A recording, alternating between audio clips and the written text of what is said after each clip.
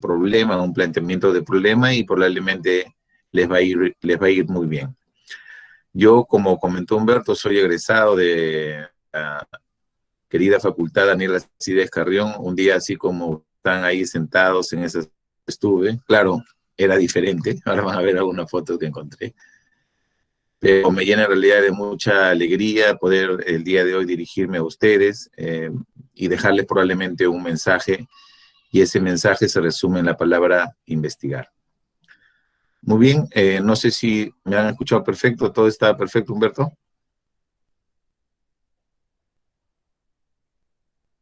Sí, doctor, se le escucha claramente. Ya, entonces voy a compartir pantalla, me confirmas que está bien compartido y empezamos. Ok, doctor.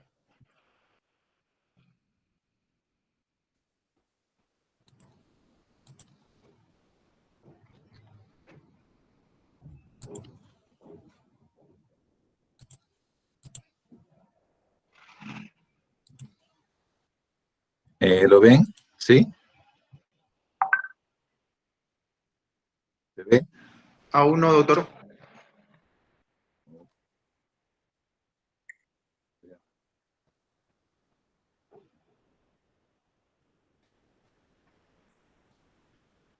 Ya, ahora sí ven eso y supongo que ahora sí ves esto.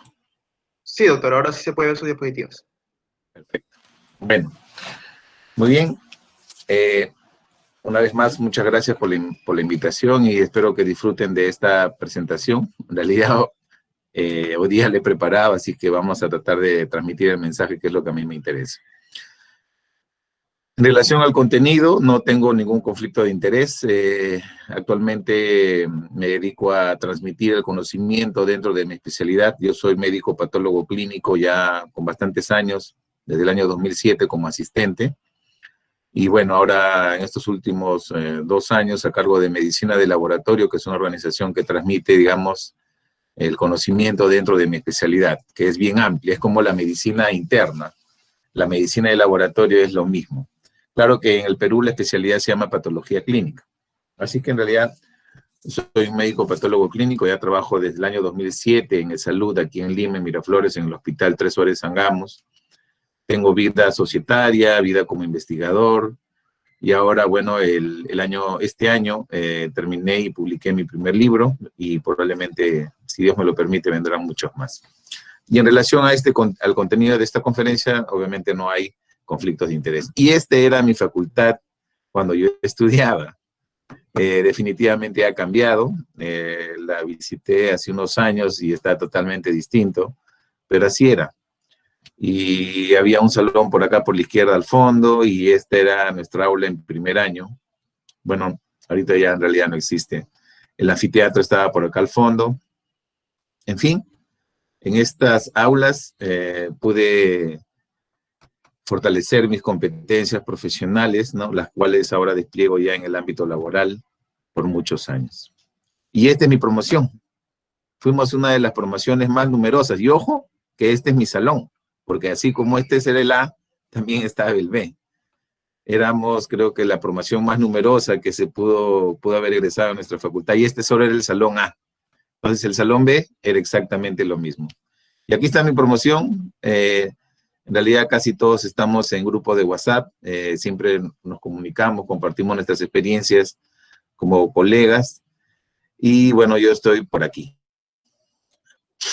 Y el nombre de mi facultad fue la promoción 2001, doctor Víctor Torrealba Anchante. Bueno, no sé si habrán escuchado hablar del doctor Víctor Torrealba. Él era un gran anatomista, era un especialista en anatomía, él estuvo a cargo de la cátedra de anatomía por muchos años. Y bueno, esta es mi promoción. Entonces, hablar hoy día de la investigación me hace retroceder cuando yo veía a unos compañeros que iban al SOCEMI, y yo decía, ¿qué hacen ahí perdiendo su tiempo esos chicos? Y no se veía en realidad nada tangible, o no lo percibía así, pero era obviamente un gran error. Hoy en día me alegra mucho que ya, evidentemente, con toda la tecnología, ustedes ya son nativos digitales, entonces interactuar con la tecnología, este evento creo que ya lo están transmitiendo en vivo, tienen página en Instagram, en fin, en Facebook, entonces ya el tiempo cambió. En mi época estábamos con el disquete, al final apareció por ahí el USB, algunos tenían la suerte de tener una computadora, muchos como yo no lo teníamos que estar en cabinas, teníamos que estar en la biblioteca. Hace poco, cuando fui a la universidad, a la facultad, fui a la biblioteca y me dio mucha pena ver que no había ni un alumno. Es que en realidad ya tu formación está digitalizada y uno puede inclusive acceder quizás de una manera no adecuada a los libros digitales, ¿no? Y en realidad esa es la verdad en la cual ahora estamos. Entonces, en ese escenario yo decía, ¿qué hacen estos chicos en el SOCEMI? Un tiempo después pude entender la importancia de la investigación. Y la importancia de la investigación nació a raíz de la tesis. En ese tiempo había la oportunidad de hacer un proyecto, perdón, un curso breve, tiempo determinado, de horas y una evaluación, o hacer una tesis.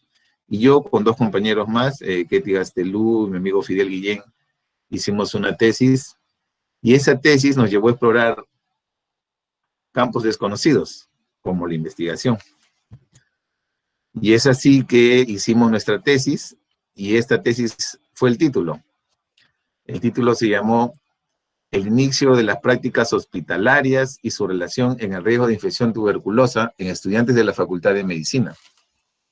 Fue una experiencia muy bonita y sin darnos cuenta, en vez de empezar con un estudio descriptivo, de repente observacional, clásico, empezamos con un trabajo analítico, un estudio de cortes. Y aprendimos el riesgo relativo, y en esa época estaba el EpiInfo, el SPSS, en fin, fue toda una experiencia, fue un estudio muy bonito. Mi tesis está ahí en la facultad, la fui la vez pasada, y bueno, y ahí nació, y ahí comenzando a entender las variables, la importancia del diseño del estudio, comenzó a nacer ese bichito en la investigación, y bueno, desde esa fecha hasta el día de hoy no he parado de investigar desde mi humilde posición, con mis humildes trabajos de investigación, que bueno, con el tiempo han tenido algún reconocimiento, pero justo el título es eso. A veces podemos o pretendemos ser ambiciosos con estudios, quizás queremos hacer estudios experimentales, o quizás podemos hacer estudios, no sé, de casos y controles, o de cortes, o de repente revisiones sistemáticas o metaanálisis. Pero podemos también empezar, al menos con los descriptivos, ¿no? Con estudios observacionales, transversales, básicos, y no necesariamente analíticos, donde busquemos causa-efecto o causalidad. Entonces yo creo que si ustedes hoy día están siendo parte de esta sociedad de estudiantes de medicina preocupados por la investigación, empiecen quizás de esa forma, y poco a poco, conforme agarren más experiencia, podrán obtener otro tipo de experiencias desde la perspectiva de metodología de la investigación y de estadística, ¿no? Entonces ese sería mi humilde mensaje. Esta tesis, que en esa época se podían hacer 3 personas, al final lo presentamos en un congreso, me acuerdo, del Hospital 2 de Mayo, y tuvo un premio. Y fue el primer reconocimiento de este trabajo de investigación. Obviamente fue dirigido a los 3 autores, pero nunca lo llegamos a publicar hasta el día de hoy. Y como verán a la derecha estaban los mentores. En esa oportunidad estuvo el doctor Miranda, Ubaldo Miranda Soberón, al cual le tengo mucho aprecio, respeto y cariño, el cual fue nuestro asesor de tesis. Y con él aprendimos cómo hacer esta investigación analítica. O sea, fuimos bastante osados. Hoy en día, hasta el día de hoy, creo que no he vuelto a hacer un análisis multivariado, bivariado tal vez, pero en esa oportunidad lo hicimos con él, y la verdad que aprendimos mucho. Y la parte de la parte científica en sí, es decir, la rigurosidad de la especialidad por neumología, con el doctor Julio Torrechán, al cual le tengo también un fuerte aprecio y cariño y respeto. Él actualmente, como saben, es decano del Colegio Médico de Ica. Y bueno, así empezamos. Terminados los estudios en la facultad, pude postular al examen del internado médico. En esa oportunidad postulamos, ingresé al Hospital Almenar, estuve un año, y de ahí, por sorteo, creo que ahora ya cambió eso, fui a hacer mi serum a la ciudad de Azángaro, en Puno. Después regresé a hacer mi residentado médico en el Hospital 1 Félix Torrealba Gutiérrez. Bueno, hoy en día, si no me equivoco, creo que ya es 2.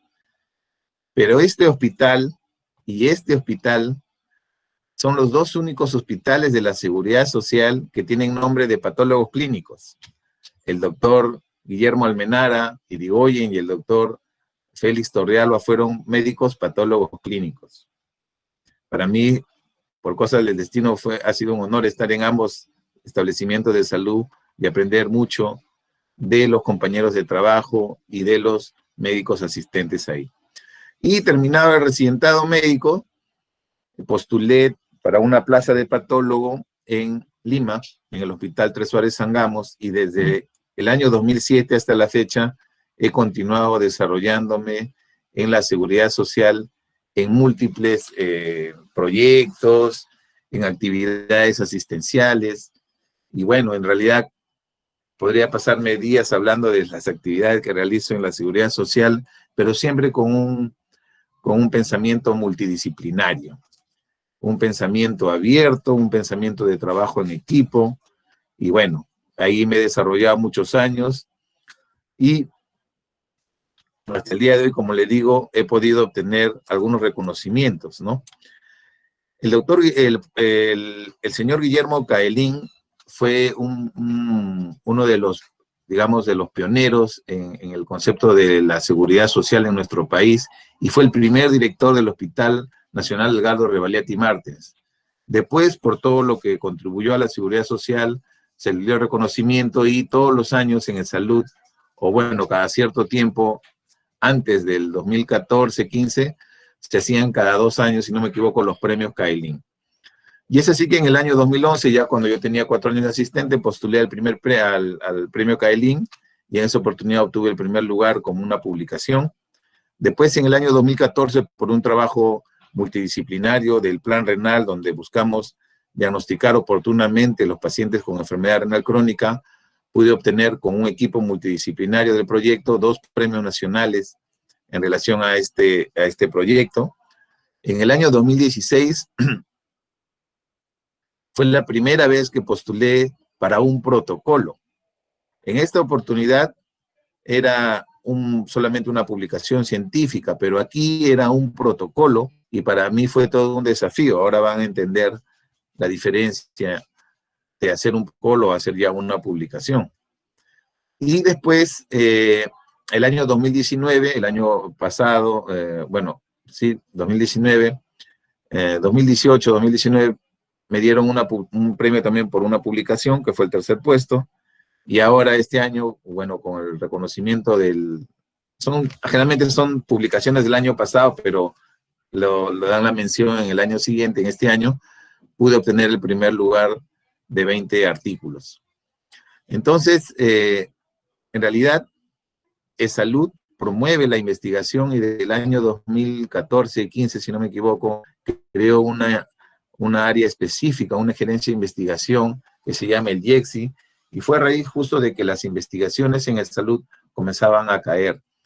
Y esta institución hasta el día de hoy está dando todo su esfuerzo por fortalecer la investigación en la institución, y ha desarrollado denudados esfuerzos para promoverla.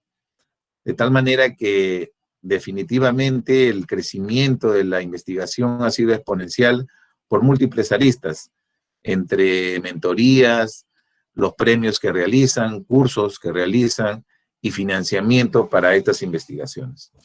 Entonces, más o menos aquí rápidamente les voy a demostrar. Esto fue en el año 2011, fue una investigación. Esta investigación fue relacionada a un tema de la diabetes que me gusta mucho, las enfermedades crónicas no transmisibles mucho. Y esto está publicado, diferenciaron los hospitales por categoría. En este caso yo competía con hospitales nivel 1, nivel 2, y obtuve el primer lugar, digamos, en esa oportunidad, con un artículo sencillísimo que está publicado en la revista Médica Panacea, espero que sigan produciendo artículos, no me he percatado de ese detalle, pero está publicado y la tienen ahí en la mano, revisarlo, acá dejo los accesos, después voy a dar la presentación a Humberto para que se la asocie. Después, en el año 2014, a raíz de una investigación que realicé que me permitió el título de maestría, perdón, este es 2016, acá hay un error, este es 2016, está aquí. A raíz de que hice mi maestría en gestión de servicios de salud, yo estaba justo al cargo del departamento de ayuda al diagnóstico del Hospital Angamos y me percaté de un tema. Tuve en realidad doble motivación, pero a raíz de eso postulé con un protocolo. Era la primera vez que postulaba con un protocolo. Y básicamente el protocolo es una idea que uno tiene obviamente bien planteado el escenario en el cual quiere resolverlo, pero con esta idea yo pude resolver los hallazgos de una investigación previa y para desarrollarlo necesitaba definitivamente un financiamiento. Entonces, Salud en este año era la segunda vez que promovía ya protocolos con un fondo monetario no tan, digamos, elevado, pero importante para que al menos podamos desarrollar algunas investigaciones básicas o aplicadas en el escenario de la gestión clínica o en el escenario de las observaciones en las diferentes enfermedades en la seguridad social. De tal manera que postulé en este protocolo y ocupé el cuarto lugar, y fueron solamente 4 los protocolos que se aprobaron. La nota mínima era 40, con la justa, 40.5 llegué a aprobar. Y aquí estoy con el doctor Nicolás, el doctor García, un doctor que ya lamentablemente no continuó con nosotros en la investigación, pero en esa fecha recibimos ese reconocimiento. Después, en el año 2018, a raíz de este plan de prevención de enfermedad renal, yo hice una publicación justo de prevalencia de albuminuria, ¿no? También un estudio observacional donde veía la prevalencia, un estudio simple, y pude ocupar el 6º lugar. Este es el artículo, también aquí lo van a poder descargar, es un artículo muy interesante donde dentro del plan renal prevenir la presencia de enfermedad renal crónica dentro de nuestros pacientes. Yo tengo la suerte y el privilegio de estar en la red de salud más grande del país. Actualmente son más de 2 millones de asegurados. Entonces, se pueden hacer muchas cosas en red. Y justo esta es mi red, donde yo evalúo el tema de la albuminuria en ellos. Por último, como le mencioné, en el año 2019, ya publico los hallazgos de esta intervención del año 2016, donde ya implemento el protocolo y el protocolo termina cristalizado en un paper, en un artículo. Y acá, pues, con este artículo, gracias a Dios, me dieron, en base a la evaluación, el primer lugar de 20 artículos que también han sido publicados inclusive en revistas extranjeras. Y bueno, en realidad, eso más o menos ha sido lo que ha pasado en el tema de investigación en artículos. Acá está el artículo, ustedes lo van a poder descargar también, lo pueden leer con atención. Y sobre este artículo es que voy a tratar de ampliar un poco más la idea y el objetivo de esta conferencia, pero lo que quería era demostrarles que con trabajos de investigación sencillos, donde solamente tratamos de repente de ver cómo está el escenario en relación a una problemática, si lo hacemos bien, podemos tener pues un reconocimiento. Y eso básicamente es la idea. Y miren, ¿por qué hice esta investigación? ¿Por qué en realidad yo como patólogo clínico, qué tenía que ver con el cáncer de mama? Bueno, una cosa es patólogo clínico y otra cosa es anatomopatólogo, ¿ya? Los patólogos clínicos somos profesionales a cargo, digamos, de los laboratorios clínicos donde nuestra principal función es ser ese cordón umbilical entre los médicos que solicitan los exámenes y los pacientes. Y nosotros tratar de dilucidar las dudas que puedan tener ambos escenarios, las incertidumbres de ellos. Obviamente, nuestra responsabilidad es dar el mejor resultado para que exista una mejor intervención y no de repente sobre diagnósticos o resultados que puedan terminar en mayores intervenciones que puedan perjudicar al paciente. Pero yo siendo patólogo clínico, preocupado del laboratorio, ¿por qué me metía un tema relacionado al diagnóstico oportuno de repente del cáncer? Y acá más o menos van a entender por qué. Como ustedes pueden darse cuenta, esto no es algo razonable, ¿no? Acá hay una contradicción, una contraposición de ideas, ¿no? Esto se conoce como oxímoron. Y los oxímorones son eso, esa contraposición de pensamientos. ¿Y por qué pongo esto? Por lo que pasaba en ese momento. Cuando yo asumo el cargo en el año 2014 del Departamento de Ayuda al Diagnóstico del Hospital Angamos, comienzo a tener múltiples presiones por parte de otros directores de otros establecimientos para hacer mamografías en el Hospital Angamos, que era un centro referencial. Digamos que como teníamos un mamógrafo, todos los establecimientos de la red mandaban pacientes para mamografía y todos tenían que coberturar un cupo mensual obligatorio. Entonces la institución comenzó a empujar hacia el diagnóstico precoz del cáncer de mama, de la sospecha de cáncer por mamografía. De tal manera que a nivel nacional las mamografías se dispararon y se siguen disparando. Pero ese empuje de la institución de querer hacer más mamografías para buscar más pacientes con sospecha, también llevó a que la institución comprara más tecnología, pasar de la mamografía analógica a una mamografía digital, ¿no? Ya no solamente con 2 cortes o 2 proyecciones, sino también cortes con tomótesis, por ejemplo. Disminuir de repente los falsos positivos, especialmente en mujeres jóvenes con mamas densas. Entonces, la institución presionaba a todos hacia hacer más mamografía. Pero por otro lado, la institución también era consciente de que, por ejemplo, la especialidad de patología mamaria, este es un reporte que me hicieron en junio del 2016, patología mamaria del Hospital Revalliati, de los hospitales nacionales, ocupaba 88 días promedio para poder acceder a una cita. Entonces, esto me hizo llevar a una simple pregunta, ¿no? ¿Qué sucedía con las pacientes que tenían sospecha de cáncer? O sea, la institución generaba mayor mamografía, había más pacientes a las cuales se les sospechaba de un cáncer de mama, pero ¿qué pasaba con ellas? O sea, ¿cuál fue su desenlace? ¿Qué pasó? Entonces aquí, en esta pregunta, donde básicamente quería ver los tiempos de demora, porque en realidad era eso, la demora desde el diagnóstico hasta la intervención, que podría ser en un inicio el diagnóstico anatomopatológico y después de repente ya la intervención clínica, ya sea quirúrgica o quimioterapia o radioterapia. Estando en la gestión clínica, me percaté de este tema y me comencé a preguntar por estas pacientes con sospecha de cáncer de mama. ¿Y por qué el cáncer de mama me interesaba? Y al final le voy a decir por qué.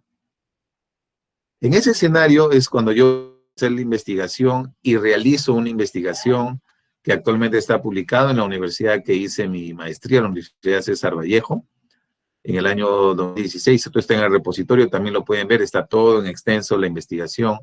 Y aquí, como tratan de ver, busqué qué pasaba con estas pacientes. Y más o menos, este era, digamos, en resumen lo que hice, ¿no?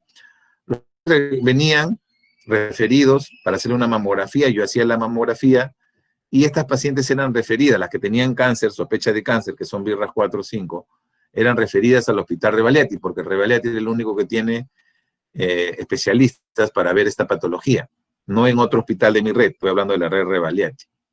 Esto, por ejemplo, no pasa en otras redes, como la red de Sabogal o Almenara, donde sí hay algunos centros que parcialmente atienden esta demanda. Entonces yo puse intervalos de tiempo máximos, por decirles, yo tenía un paciente con...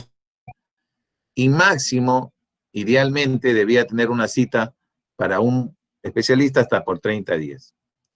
Igualmente, considerando este mismo tiempo, le daba 30 días más como máximo para que este paciente pudiera tener un diagnóstico anatomopatológico. Es decir, con 60 días desde la mamografía yo tenía esperado que haya algún desenlace, alguna intervención. Los pacientes venían a Angamos, se le hacía la mamografía, iban a Revalliati y medía los tiempos.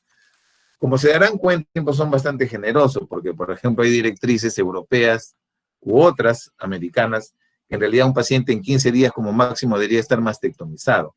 Pero si yo ponía esas cifras, y hubiera sido, pues, todos, ninguno hubiera cumplido de repente los tiempos. Pero lo hice en base a una directriz que se utiliza en el CDC en los Estados Unidos para atender, digamos, una población de repente que no tiene tantas facilidades para el acceso, entonces son promedios que ellos ya habían analizado. Al final, al hacer el seguimiento de estas pacientes, obtuve estos resultados. Miren, por ejemplo, el promedio, para hablar mejor, hablemos de mediana para evitar las distorsiones. La mediana para obtener una cita fue de 38 días. Pero para tener un diagnóstico anatomopatológico de las 54 pacientes que hice un seguimiento, que fueron 2014-2015, fueron de 189 días. O sea, si esto lo llevamos en meses, más o menos estamos hablando de un promedio de 7 meses. Mientras que se demoraba un día para tener un diagnóstico, podíamos llegar hasta 189 como mediana. Obviamente habían pacientes que habían pasado tantos días que ni siquiera tuvieron su cita. Al final hacerle el seguimiento fue un tema de campo, fue una experiencia muy agradable con esta investigación. Pude que habían perdido las referencias, se actualicen, en fin. Me pasaría la tarde explicando las experiencias con ellas. Entonces, con estos tiempos tan prolongados, una de las primeras recomendaciones de mi investigación de esta tesis fue la siguiente. La actual red desconcentrada Revalliati, que es la red Revalliati, como les digo, deberá hacer su mayor esfuerzo por implementar una oficina o una unidad de seguimiento de todos los pacientes con sospecha de cáncer. Porque, ¿qué pasó? De los pacientes que yo vi, que fueron 65 en realidad, pude encontrar solo a 54 con una intervención. 9 nunca fueron, a pesar que habían sido referidas. Tuve después yo que buscarlas, llamarlas por teléfono, inclusive 2 de ellas habían muerto. Algunas no querían una intervención clínica, pero otras no les llegó la referencia, o no les comunicaron, o nunca supieron el resultado, imagínense. Entonces, este escenario me vio en la obligación de recomendar que se implementara una unidad de seguimiento, una oficina de seguimiento para estos pacientes con sospecha, que eran referidos del segundo y del primer nivel a Revalliati, ¿no? Más aún cuando los programas de cáncer de mama y de cuello uterino eran prioridades sanitarias. Entonces, esa fue la motivación principal. A raíz de esa recomendación, justo en ese escenario, aparecieron los premios Caelin y postulé en el año 2016 presentando este protocolo. Es decir, una idea en la cual yo iba a hacer un seguimiento de las pacientes con sospecha de cáncer, pero le agregaba un detalle que era el seguimiento individualizado de las mismas, mediante una persona que iba a seguirlas en el periodo de la investigación, que básicamente fue 2017. Todo el 2017, con el financiamiento del protocolo, pude tener una persona que siguiera individualmente a todas las pacientes que aparecían con sospecha de cáncer. Este título obviamente cambió después en la publicación, ya después uno va aprendiendo algunas, uno no puede poner, por ejemplo, ya los resultados, ¿no?, en una investigación. Acá yo decía ya disminución de los tiempos. Es evidente que yo sabía que al hacer un seguimiento, primero que no iba a tener pacientes que se iban a perder en el camino, y segundo de que esta persona iba a empujar al sistema a las atenciones, pero esto no fue tan sencillo. Esto llevó obviamente a un proceso, un cambio en los procesos, donde los radiólogos, los ginecólogos de Revalliati, el servicio de anatomía patológica, las unidades de referencia, todos iban a unirse para que los tiempos disminuyan.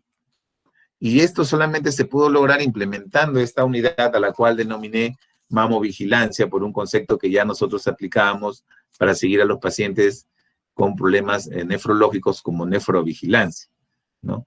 Un término acuñado en mi investigación, no lo van a encontrar, no es una palabra de un descriptor. Entonces, así, por ejemplo, esta es una imagen de una reunión que tuve con el servicio de radiología del Hospital Angamos, el 17 de enero. En el año 2017 hicimos el seguimiento, enero fue prácticamente el periodo de la marcha, y ya después, desde el mes de febrero en adelante, el enrolamiento de los pacientes que voluntariamente querían ser parte del seguimiento, ¿no? Acá con el servicio de unidad de referencia y contrarreferencia, y esta gran reunión, me acuerdo, con los médicos del Revaliati, para que ellos empujen también con sus atenciones. Recordemos que los sistemas de salud, pues, al menos, tienen muchas barreras en la atención. Y uno de los problemas es el diferimiento, uno de los problemas es el poco recurso humano. Ya eso lo van a ir entendiendo cuando ya trabajen en los hospitales, que ha sido obviamente motivo de muchos, problemas gremiales planteados a las autoridades, y cosa de eso se está heredando ahora en esta pandemia, lamentablemente, ¿no? Donde vemos un sistema de salud, obviamente, con varias limitaciones, que está llevando a que estemos ocupando ya el ranking del mayor número de muertos por millón de habitantes. Entonces, igual en todos los sistemas públicos es tema, pero acá yo trataba de convencerlos que apoyen a estas pacientes, que traten de darles una prioridad porque tienen sospecha de cáncer y que había que tomar una intervención oportuna a ellos. Y bueno, aquí están los registros. Entonces, desde el Hospital Angamos, con la mamografía y la sospecha, entraban a una consulta por el especialista y terminaban al final. Yo solamente vi el desenlace de evaluación clínica o estudio anatomopatológico. Yo no continué viendo si es que tuvieron una intervención quirúrgica oportuna o una quimioterapia o radioterapia. Pero se tiene que entender que quizás los tiempos aquí eran prolongados, como ya lo habíamos encontrado en la investigación inicial, que vendría a ser, como quien dice, el inicio de esta investigación. Entonces establecimos un intervalo de referencia aquí y después un intervalo de diagnóstico, ¿no? Hasta acá. Esto más o menos resume la intervención. Es un estudio cuasi experimental donde se hace una intervención. Y aquí el proceso, más o menos este era el proceso tradicional, que de Angamos las pacientes iban a Revaliati y nosotros, en base al diagnóstico, comenzamos a ver algunas modificaciones del proceso y aparte el seguimiento constante de todas las pacientes, donde terminaba pues en el diagnóstico más oportuno. De esta manera también podíamos identificar, no era el objetivo primario de la investigación, pero sí secundario, ver las barreras. Las barreras de acceso a la salud generalmente son dos, asociadas al paciente, por ejemplo, pues temas relacionados, como dicen acá, a que no asistió a su cita. Eso es un tema del paciente, ¿no? Donde hay una deserción. O prefieren tratarse de repente en establecimientos de salud privados porque tienen seguros oncológicos. O de repente tienen un seguro que lamentablemente por el nivel económico no pueden acceder a una mayor atención, limitaciones económicas, o prefieren optar por tratamiento con medicina alternativa, como pasó con un caso, por ejemplo. Pero factores asociados también son el acceso geográfico, el sexo, la edad, en fin. Pero todos estos, como ustedes pueden ver aquí, eran mucho menores. Estamos hablando de 2, 4, 6, por ejemplo, pacientes de 45, ¿no? Que tuvieron, digamos, este tema, comparado con la gran mayoría de pacientes que sí encontraron otras barreras y que eran asociados al sistema. Y estos son, digamos, los nudos que hay dentro de la gestión clínica. Por ejemplo, las citas prolongadas, ¿no? O citas para procedimientos mayores, por ejemplo, a 15 días en tiempo. Demoras por el tema del embalse quirúrgico, las listas de espera. No me imagino ahora cuando se comience a regularizar las atenciones este detalle. O sea, viene un embalse quirúrgico brutal y muchos pacientes afectados también por este tema. El tema del desabastecimiento de bienes estratégicos como reactivos, por ejemplo, en esa oportunidad en el servicio de anatomía patológica habían problemas de inmunistoquímica. Y bueno, en fin. Entonces, todas estas barreras también pudimos verlas, digamos, de una manera tangencial, no era el objetivo de la institución de la investigación. Entonces, sin esta unidad de mamovigilancia creada, pacientes no iban a tener seguimiento y iban a tener más tiempos de demora. Implementando nuestra unidad, el objetivo principal fue hacer seguimiento menos tiempos de demora y todos los pacientes 100% notificados, no íbamos a tener, digamos, pérdidas. Y entonces son los hallazgos finales. Esto fue en el periodo que no había la unidad de mamovigilancia y lo comparé con el protocolo, con la intervención, ¿no? Como un pre-post. Básicamente acá era la intervención del seguimiento individualizado y las gestiones para tratar de disminuir los tiempos. Y vemos que, por ejemplo, como le mencioné, el periodo, la mediana que era de 37 días, pudimos disminuirla algo en 33, pero de 189 días definitivamente en el diagnóstico lo bajamos a 56. Hicimos un test no paramétrico de Mann-Whitney y bueno, esto era estadísticamente importante. Entonces, pudimos evidenciar que una intervención, bueno, acá hay una imagen que se perdió, considerando, o sea, primero que la intervención demostró la incorporación de una persona siguiendo a los pacientes fue realmente beneficioso. En ese momento yo no sabía que me había metido a un concepto que era de navegación. ¿Y qué pasa? Que ya hay una experiencia hace muchos años de los Estados Unidos donde profesionales, no necesariamente de la salud, algunos cercanos, otros no, acompañan a pacientes o navegan con ellos para un diagnóstico más precoz o un diagnóstico más oportuno, principalmente en cáncer.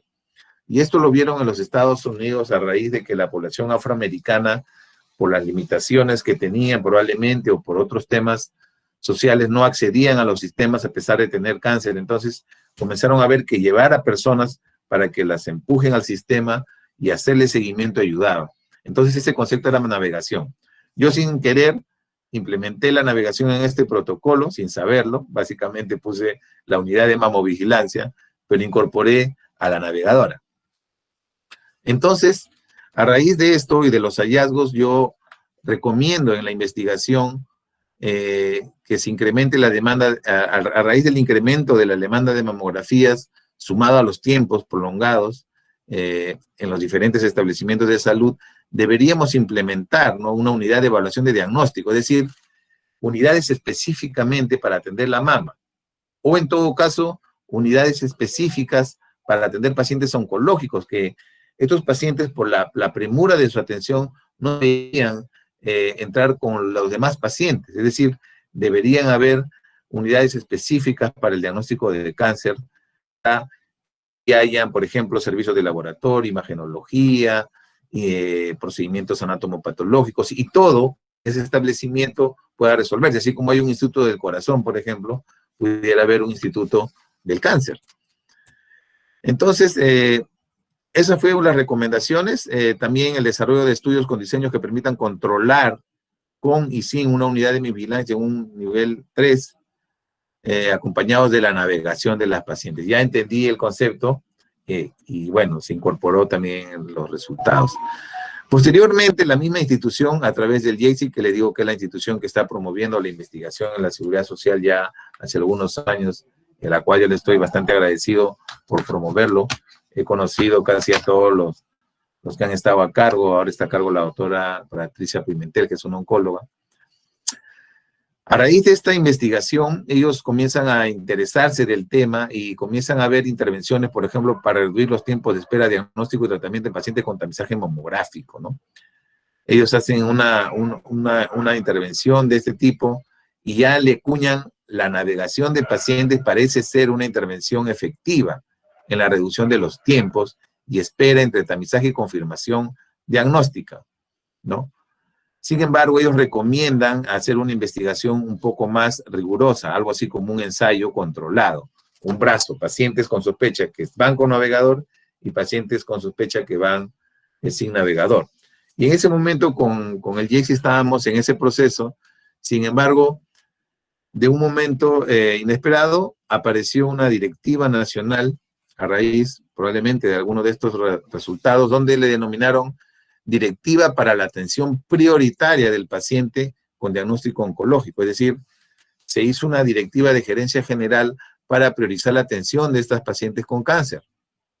Y claramente el objetivo fue establecer el procedimiento para la atención prestacional prioritaria de los pacientes con diagnóstico oncológico.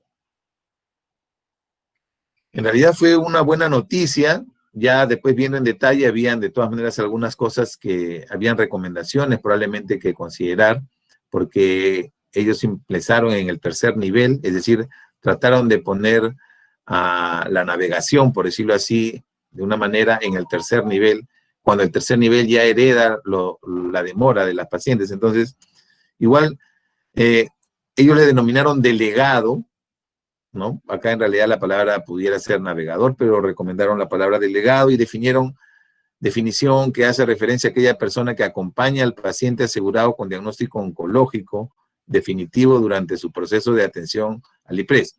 Aquellos partían de un diagnóstico oncológico definitivo, es decir, el paciente ya debía tener un diagnóstico anatomopatológico y como hemos visto, esperar ya el diagnóstico anatomopatológico era prolongado, ¿no? Salvo que se implementara en el segundo nivel, en fin. Pero bueno, igual ha sido una directiva cuya finalidad ya fue ponerle el ojo a los pacientes oncológicos en la institución y estuvo a cargo de implementar esta directiva, básicamente, como dice acá, la Oficina de Atención al Asegurado, que es una gerencia, era a cargo de ver el tema de los delegados. Entonces íbamos a tener delegados en todo el Perú y comenzaron a realizar este trabajo de delegación o de navegación, por decirlo así, en todo el país.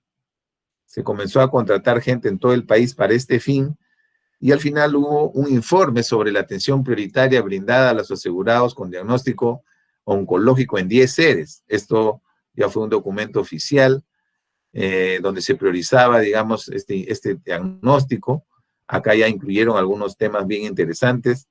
Tuve el honor de compartir con este equipo de trabajo y dar algunas propuestas en relación a cómo deberíamos manejar esto. Hice algunas propuestas, creo que prioritarias en relación a enfocarnos a cánceres que pueden ser diagnosticados oportunamente, como el cáncer de mama con la mamografía, como el cáncer del tubo digestivo con la sangre oculta en heces, como el diagnóstico de cáncer de mama, el cáncer de próstata con el PSA. Yo creo que eran o el cáncer de cuello uterino, obviamente con el Papa Nicolau, son los cánceres que más carga de enfermedad dan a la institución y son los que están en el primer lugar en la lista del mundo. Entonces, fortalecer esos cánceres, diagnosticarlos oportunamente en el primer y segundo nivel era lo ideal de repente y es un tema que se irá viendo probablemente en el camino. Pero en este camino, lamentablemente, llegó el tema de la pandemia.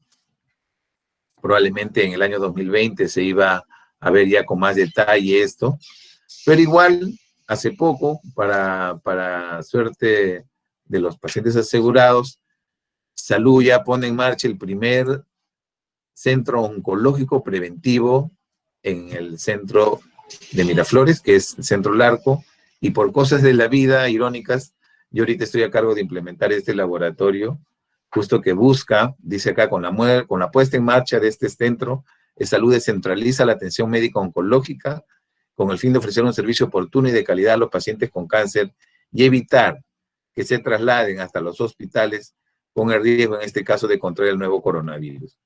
Pero también ya hace poco han otra vez inaugurado el segundo centro oncológico y probablemente la tendencia sea seguir creando centros oncológicos. Pero al final, el mensaje es que el paciente oncológico definitivamente es prioritario y una experiencia muy personal. A mi esposa hace muchos años le diagnosticaron cáncer de mama y fue quizás la motivación principal para desarrollar toda esta investigación en relación al cáncer.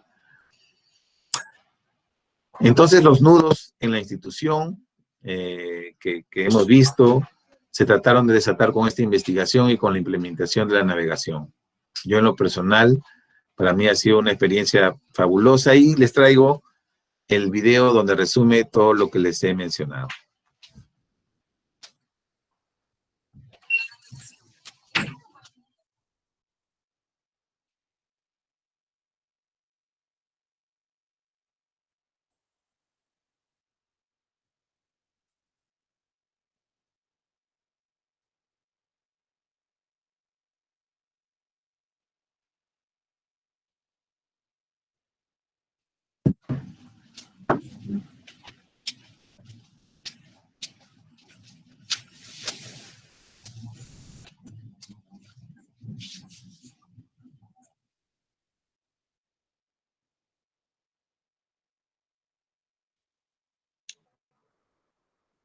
Doctor, disculpe, ¿podrían prender su micrófono si no nos escucha el sonido del video? Ah, ¿cómo lo prendo? Perdón. Sí, déjalo ahí nomás, prendido, sí nomás. ¿Está prendido? Y corre el video. ¿Está Sí, prendido así el...? prendido como está ahorita. Ah, ya, Ah, ok, ok, doctor. ¿ahí lo escucha? ¿O no se escucha? ¿Lo escucha? No, doctor, no se puede escuchar. Ah, No. qué pena. Bueno, aquí lo que vamos a empezar, aquí yo prácticamente narro, acá sí me escuchan, ¿no es cierto? De repente lo escribo. ¿Me escuchas? ¿Me escuchan? Sí, doctor, sí Ya, se escucha. entonces, en este, en Sí, este video tratan de contar un poco cómo se implementó, ¿no? Hablan de los detalles de la navegación en sí. Entonces, aquí en esta parte yo explico cuál fue el motivo de la investigación, que es la que ya narré, y después comenzamos a ver la experiencia. A pesar de que la investigación fue netamente cuantitativa, que es lo que quiero que el mensaje, a pesar de ser eminentemente cuantitativa, al final la investigación también tenía un componente, un gran componente cualitativo. ¿Por qué?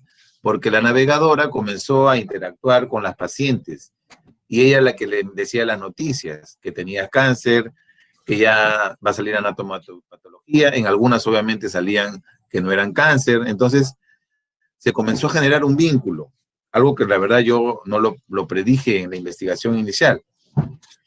Entonces, en este caso, la navegación que estaba a cargo del paciente cuando iba ya al tercer nivel se encargaba pues de seguirla, tratar de hacer que sus tiempos fueran más oportunos, y durante el video se transmiten pues digamos las experiencias, dan testimonio, son pacientes que aprobaron ser entrevistadas, cuentan sus momentos, dolorosos de este momento, dan testimonio, digamos, de este. Yo después les voy a dar el video ya para que lo puedan leer en el grupo de WhatsApp, se lo paso, no hay ningún problema, para que lo puedan ver. Lamento que no se escuche, pensé que se iba a escuchar. Y al final, pues, sin saberlo, sin quererlo, había un gran componente cualitativo. Ese es el mensaje, ¿no? O sea, el pensar que todo era cuantitativo y ver los tiempos de demora en números fríos, al final se generó un vínculo enorme entre las pacientes y la navegación. Entonces, había otro componente ahí cualitativo y que hace poco también el mismo IEX está investigando justo esa variable cualitativa y está haciendo un trabajo muy interesante. En algún momento tendrán que publicarlo. Muy bien.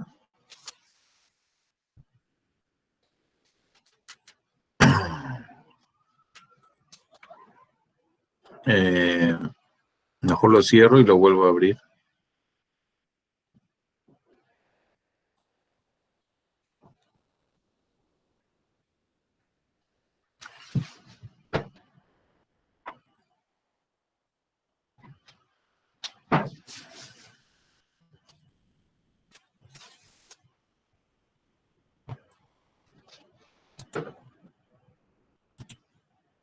Temas técnicos.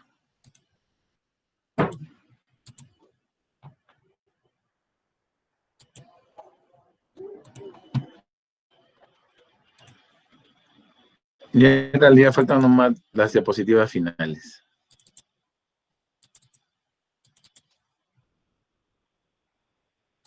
¿Están viendo, no, Humberto? Sí, doctor, ya se puede ver. Listo. Y bueno, en realidad eso es todo lo que quería transmitirles en relación a esta investigación y mi experiencia en la investigación. Tengo muchas ideas nuevas, muchas investigaciones vendrán, muchas acciones también, eso no va a detenerse, pero como en mayo de este año tuve ya digamos, por fin hacer la publicación de mi primer libro, era algo que estaba pendiente, y me voy a enfocar en una trilogía de libros relacionados a las enfermedades crónicas no transmisibles. En este caso empiezo con la diabetes, el próximo año probablemente sean las enfermedades cardiovasculares y en el 2022 van a ser la enfermedad crónica, la enfermedad renal crónica. Entonces, en este año publiqué, el libro lo pueden encontrar ya en Amazon, quizás en septiembre ya tengan los libros impresos en el Perú, fue justo en épocas de pandemia que hice digamos, el lanzamiento de mi libro, ¿no? Y en relación a este libro, justo hablando del tema de diabetes, el 29 de agosto los están cordialmente invitados. Este es un curso que estoy organizando para hablar todos los temas relacionados a la diabetes, por eso le he denominado Desnudando a la Diabetes. Voy a hablar todo lo que puedo de ella, lo que he aprendido en este tiempo, desde una perspectiva inicial epidemiológica, fisiopatológica. También voy a hablar del tema de los test de laboratorio, pruebas de laboratorio, que son fundamentales para diagnosticar bien esta enfermedad. Y después voy a hablar un poco también del impacto del COVID con esta enfermedad, que ya será el capítulo actualizado por el próximo año en Amazon, y otros detalles más relacionados a la diabetes. Obviamente la actualización de los criterios para el año 2020. ¿Listo? Eso sería todo. Ahí está mi correo, patólogo clínico, ya está en Indecopy por si acaso, @gmail.com. Y bueno, encantado de participar de esta actividad con ustedes y quedo a sus preguntas, inquietudes. Muchas gracias también por la invitación. Muchas gracias, doctor. Chicos, ¿alguna consulta para el doctor? Pueden escribirlo en la caja de comentarios o también pueden prender su micrófono, no hay ningún problema. Miedo, por favor, siéntanse en casa.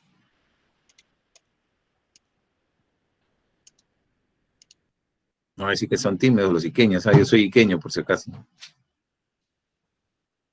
Doctor, bueno, yo quisiera hacer una consulta.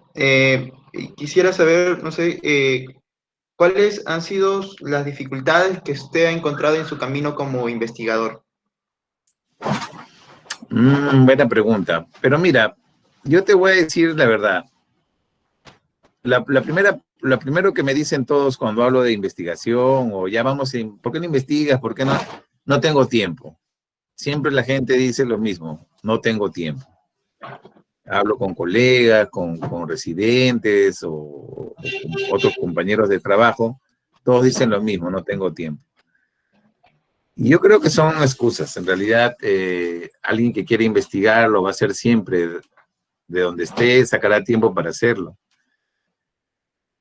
Yo, como pueden ver, mis investigaciones son humildes. Yo, si se dan cuenta, hace muchos años, me acuerdo cuando hablamos, cuando el doctor Munaico, me acuerdo, nos enseñó a nosotros, cuando yo era residente, el tema de metodología en la investigación. César Munaico venía de Lima, Ica. Él decía que el experto tiene que ser un investigador experto, tiene que desarrollarse en un solo campo y dedicarse a eso, y dedicarse a eso, y dedicarse a eso, y dedicarse a eso.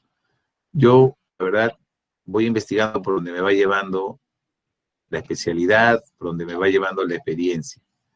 No tengo un punto fin. Me gusta obviamente más la bioquímica como parte de mi especialidad, pero como ven, esta investigación, que es lo que se conoce a veces como una gestión operativa, una investigación cuasi experimental, pre-post, donde hacemos una intervención, un impacto, lo he hecho desde mi perspectiva en gestión, ¿no?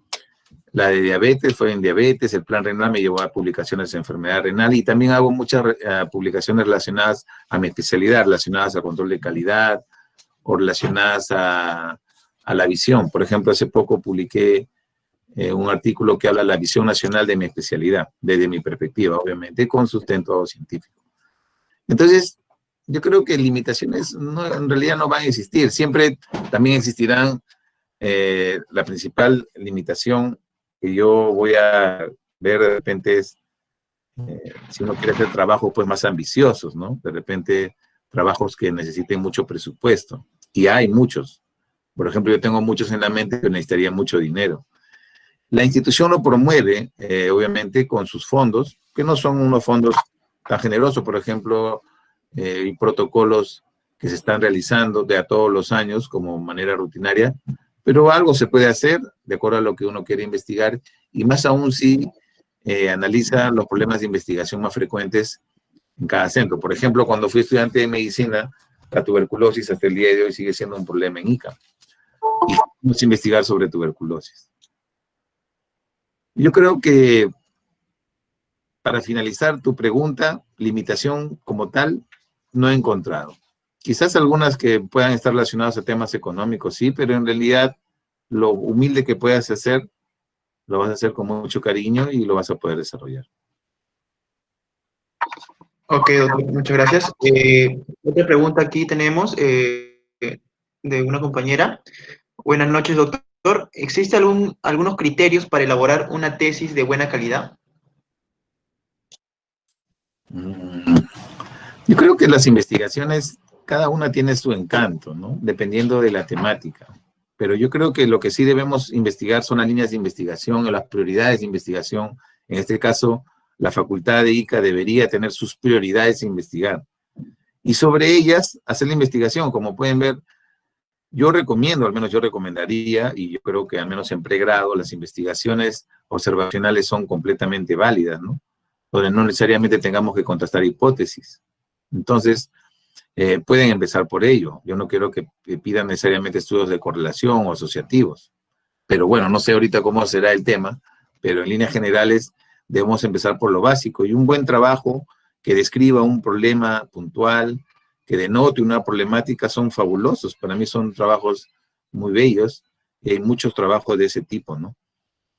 A veces uno, como les decía, puede ser ambicioso y quiere hacer trabajos, pues, ensayos clínicos de repente, o ser parte de ser monitor de un estudio de ensayo clínico, o hacer un estudio de cortes, un estudio de casos y controles, o estudios experimentales. Yo tenía a mi gran amigo y colega, el doctor Walter de la Cruz, el cual es neurólogo del Instituto de Ciencias Neurológicas de Lima. Él hizo, me acuerdo, cuando éramos estudiantes, un estudio experimental. Él quería demostrar de que la exposición crónica a los órganos fosforados puede generar infertilidad.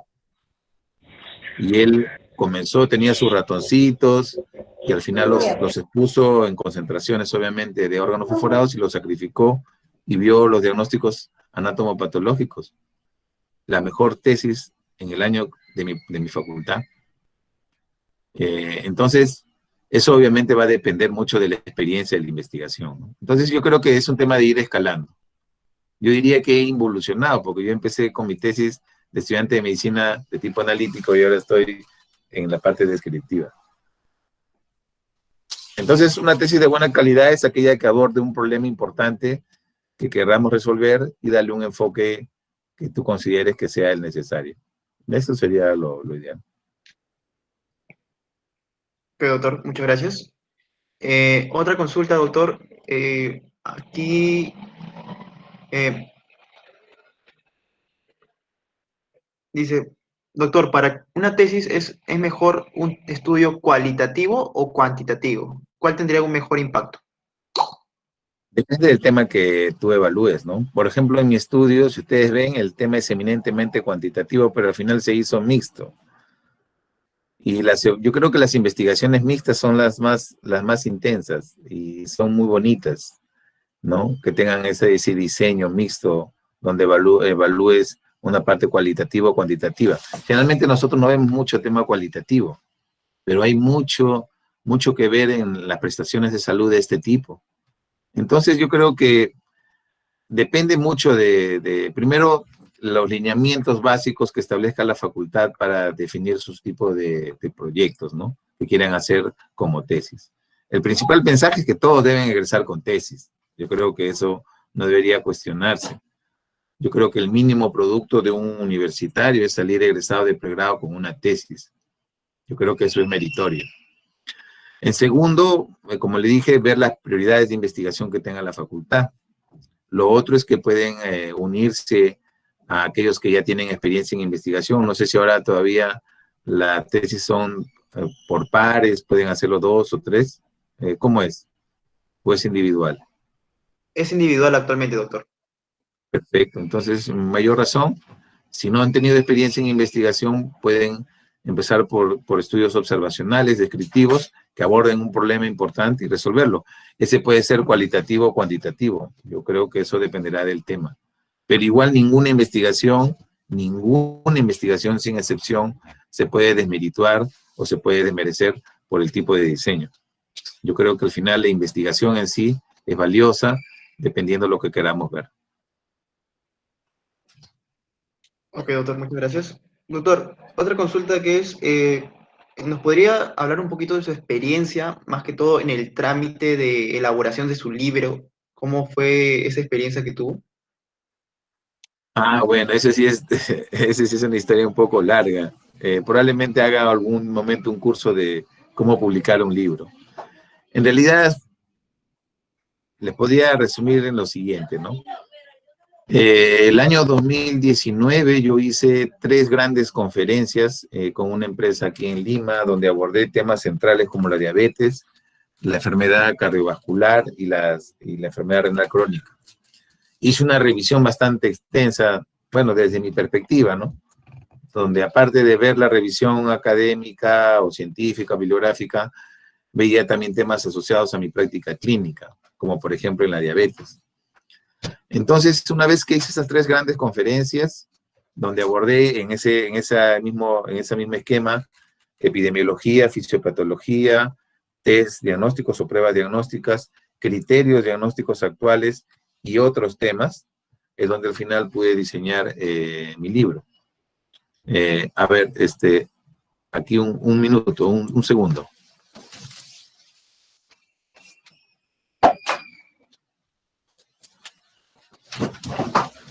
Ya regresé. Y este es mi libro. Este libro en realidad tiene 4 capítulos. El primer capítulo habla sobre la epidemiología, la fisiología. La segunda parte habla sobre las pruebas. Aunque no crean, hay muchas cosas que desconocemos de la parte asistencial que deberíamos tener presente al momento de solicitar algunos test diagnósticos. También tenemos en la tercera parte justo los criterios diagnósticos del ADA que se van actualizando año tras año, ¿no? Se va actualizando, la Asociación Americana de la Diabetes lo actualiza. Y por último, en el 4º capítulo le puse título miscelánea, porque abordé algunos temas ya relacionados a mi práctica, relacionados al uso correcto de los glucómetros, a la tecnología en la diabetes, temas relacionados, por ejemplo, a los nuevos biomarcadores que se vendrían, en fin. Entonces, todo eso, como lo hice en las conferencias, como le mencioné, lo desarrollé a plenitud, lo comencé a escribir. En realidad, esta historia que les he comentado de la investigación de cáncer de mama, es muy probable que en algún momento, cuando pueda tener un poco más de holgura, pueda desarrollar un libro, porque me parece una historia muy bonita, que debería escribirse como una historia. Entonces, en el proceso de escritura de un libro ya es otra historia. Y ahí solamente tenemos 2 opciones.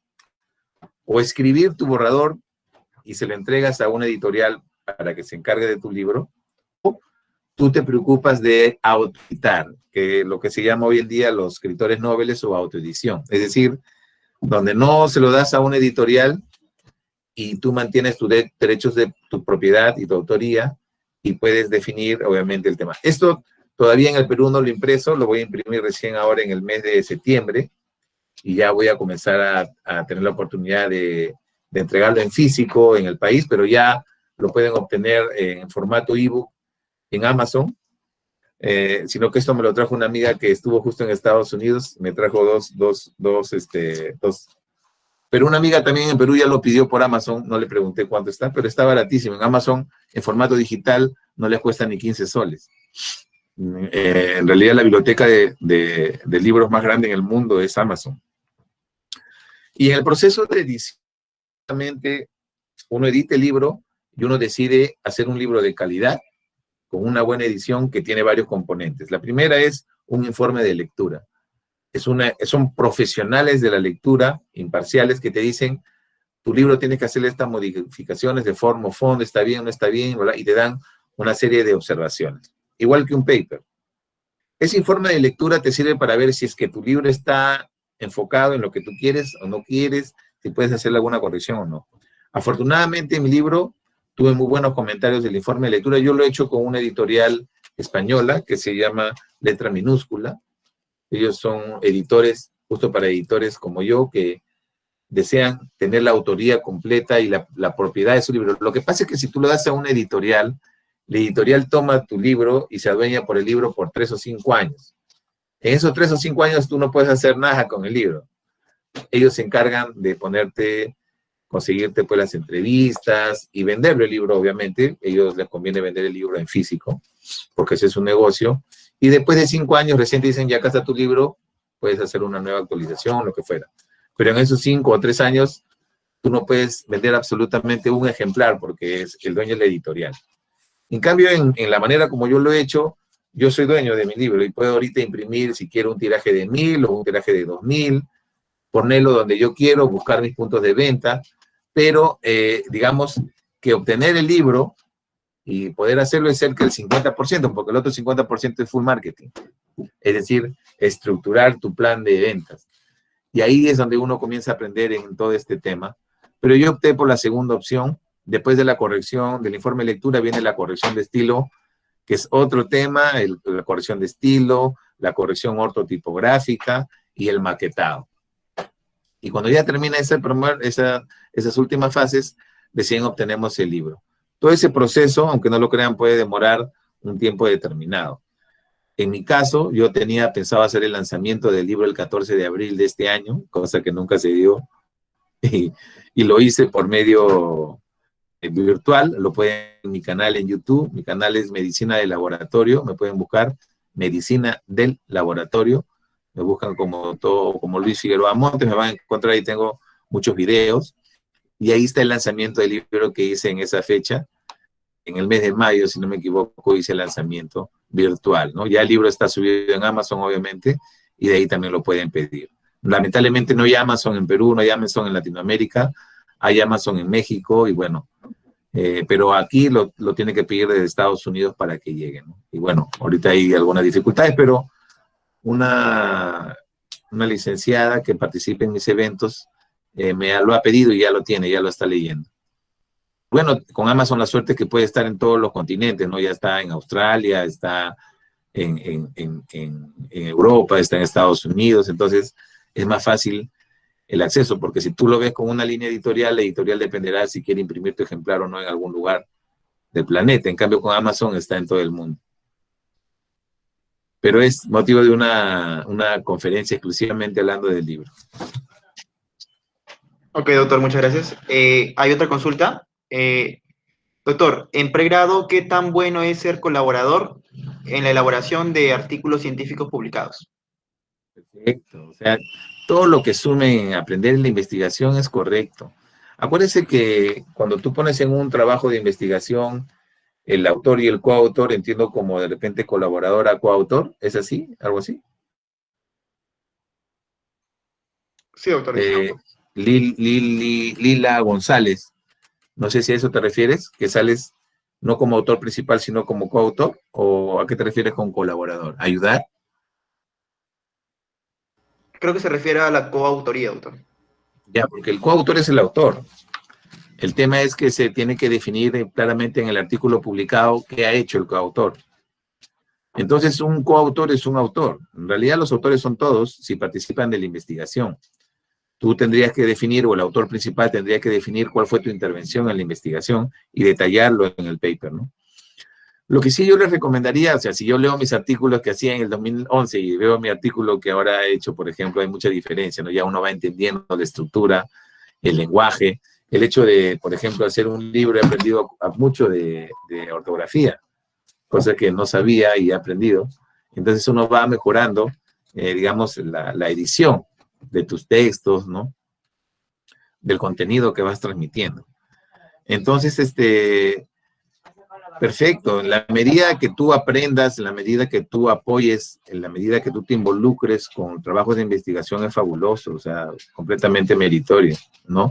Y desde pregrado, definitivamente debemos investigar. Te acostumbras a investigar de pregrado, te acostumbras a investigar como médico asistente. Ada, Raquel, decirle muchas gracias por tus palabras.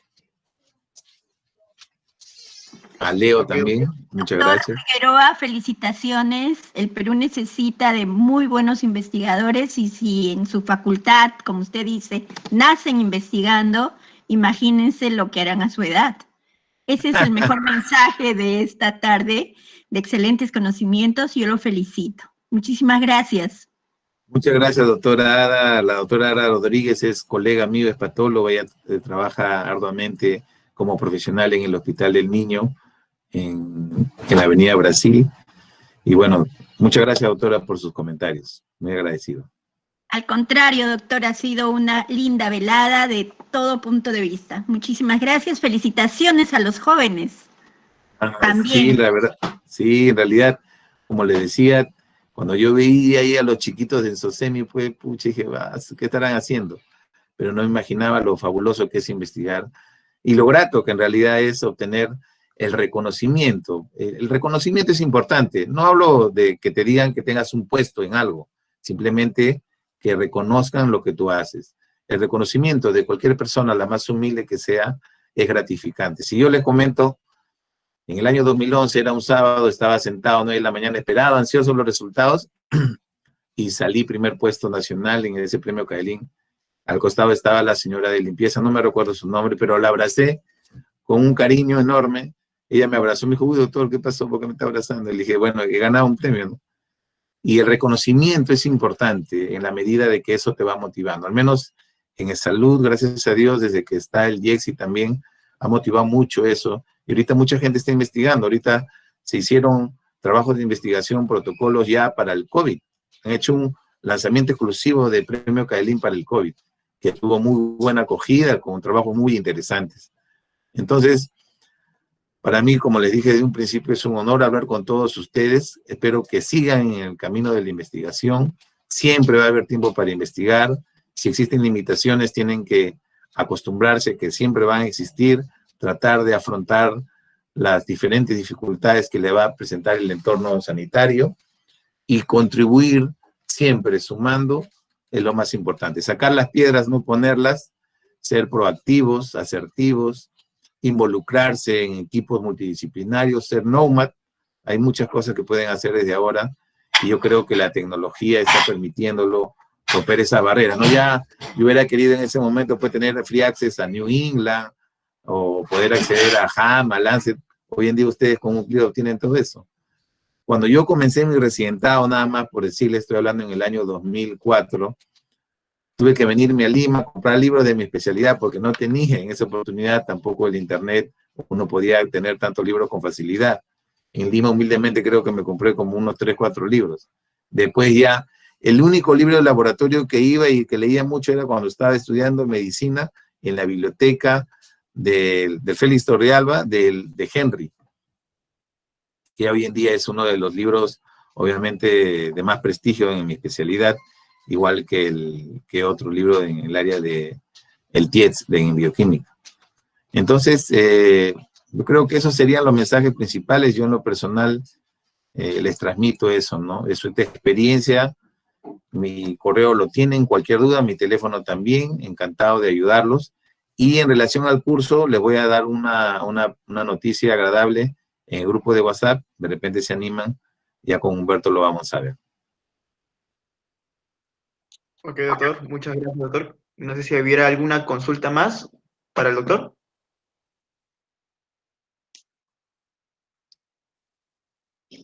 Creo que, bueno, yo sí quiero hacer una consulta, doctor. Este premio Caelín, doctor, ¿está abierto al público en general o solo es para las personas de salud? El premio Caelín obliga a que digamos, el que se inscribe sea un trabajador de la seguridad social, pero puede tener colaboradores de otras instituciones. O sea, pueden haber de repente asesores externos que son partes de la investigación, pero definitivamente tiene que ser un colaborador institucional, ¿no? No puedes participar. E inclusive de cualquier modalidad, incluyendo residentes, por si acaso. Por ejemplo, en el premio Caelín que yo gané en el año 2016 de protocolo, con los 3 colegas que ven ahí, los 3 son residentes. Ya esa es otra historia también para contarles cómo se hizo el protocolo.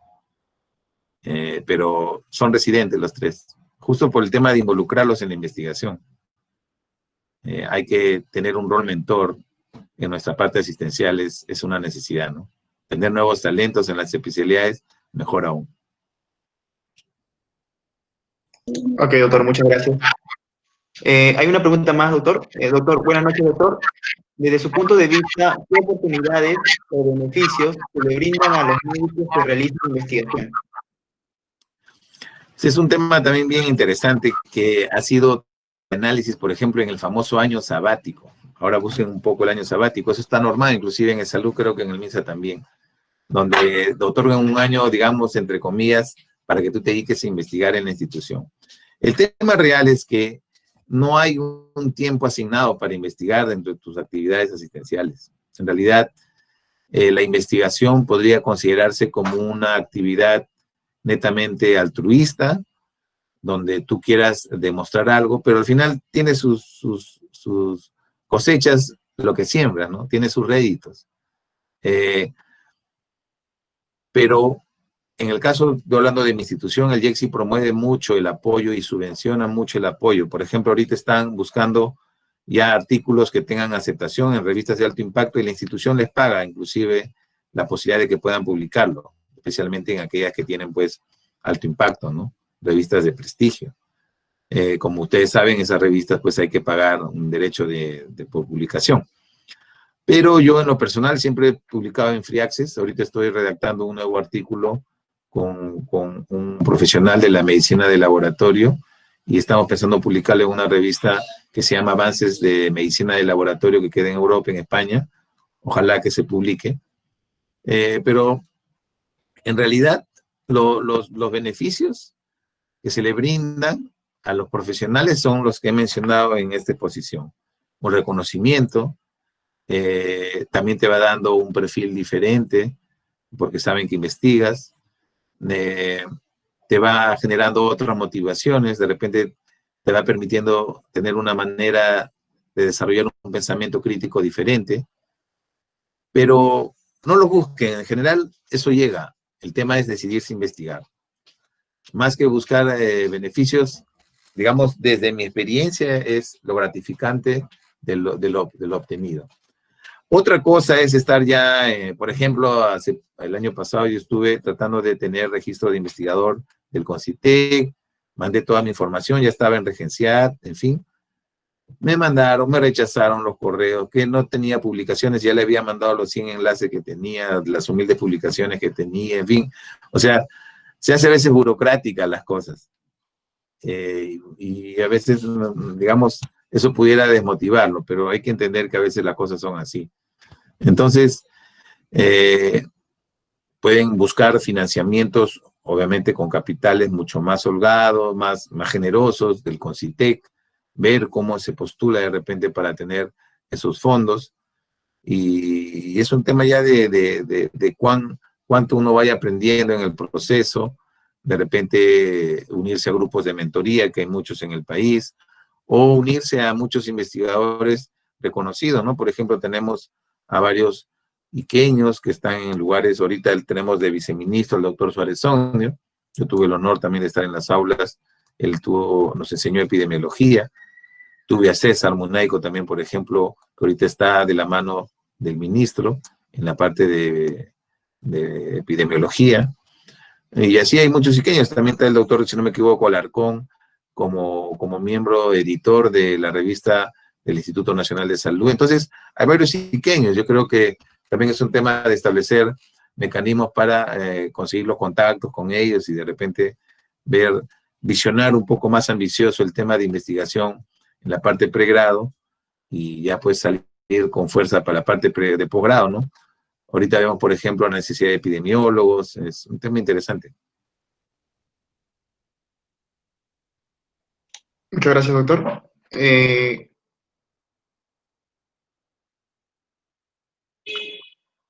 Bueno, chicos, ¿alguna consulta más para el doctor? Gracias, Carlos. Gracias, Renata. Bueno, doctor, creo que ya no hay más dudas por parte del público. Solo me queda agradecerle en nombre de SOCEMI y del Comité Permanente Científico por brindarnos esta ponencia de su experiencia en lo que es investigación, ¿no, doctor? Y bueno, esperamos que seguir escuchando más éxitos de usted en su carrera, doctor. No, muchísimas gracias. En realidad, siempre con mucha humildad y mucho cariño al servicio de mi tierra natal, de mi país, contribuyendo cada día con algo más. Yo creo que esa es la motivación que uno tiene. Quizás no hay nada más gratificante que que recibir de repente en breves instantes de felicidad el reconocimiento y el apoyo, y seguir apoyando a gente joven, con talento, que quiere seguir sumando en este país que tanto necesitamos, ¿no? Yo les agradezco por su tiempo y bueno, los invito a mi curso si quieren aprender más de esta enfermedad. Y bueno, una vez más, gracias a Humberto y a todos los SEMI, sigan adelante en la investigación que ICA lo necesita. Muchas gracias a todos ustedes por su tiempo. Muchas gracias a usted, doctor. Bueno, chicos, nuevamente agradecerle al doctor y no se olviden, chicos, que se va a pasar un post-test referente a lo que hemos escuchado hoy día del doctor. Y también recordarles que ahí subí al grupo un PDF con información del curso, que pueden leer para tener más entendimiento sobre el curso, ¿no? De todas maneras, voy a volverlo a enviar para los que han entrado recién al grupo. Pero bueno, espero que puedan ingresar al curso. Muchas gracias. Cuídense. Gracias, doctor. Cuídense. Bendiciones.